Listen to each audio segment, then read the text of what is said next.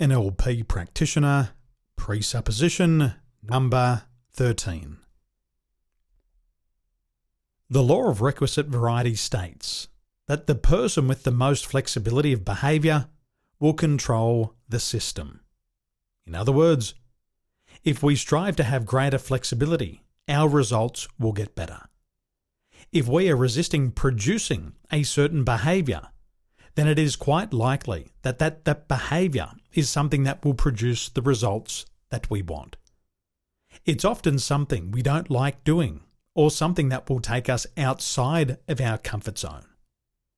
I think back to my days in real estate.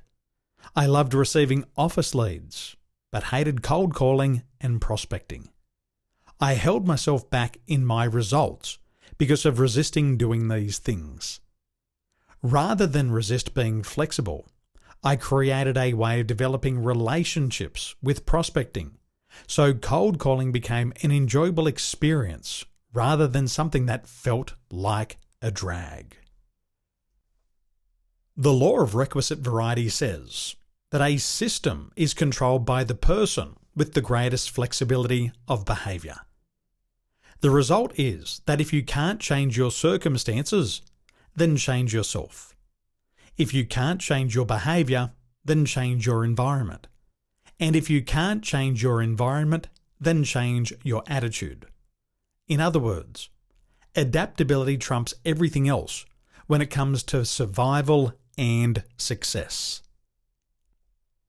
Now, before we go any further, I want to make sure that you can understand this concept.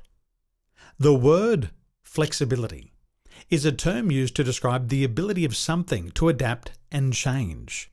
For example, if you have a flexible spine, it means that your spine can bend and twist without breaking. Flexible behaviour is similar in that it allows us to adjust our actions as we encounter different situations or people. The Law of Requisite Variety is a dynamic system. It's not static. It's alive and constantly evolving. If we are resisting producing a certain behaviour, then it is quite likely that behaviour is something that will produce the results that we want. When you are committed to a course of action and it's not taking you to the result that you want, then change it up. There is an infinite amount of ways to bring about any outcome, so don't spend energy on what doesn't work. Spend energy on what does work for you. We are always learning new information about how things work for us, and this too gives us increased variety, increased flexibility. We can also use this information to create new solutions with which we can bring about the desired result in a way that feels better than our current situation. As an entrepreneur struggling to learn sales, it's normal for you to focus on what doesn't work. You want to make more sales in your target market, but don't know how. Meetings with prospects are intimidating and awkward.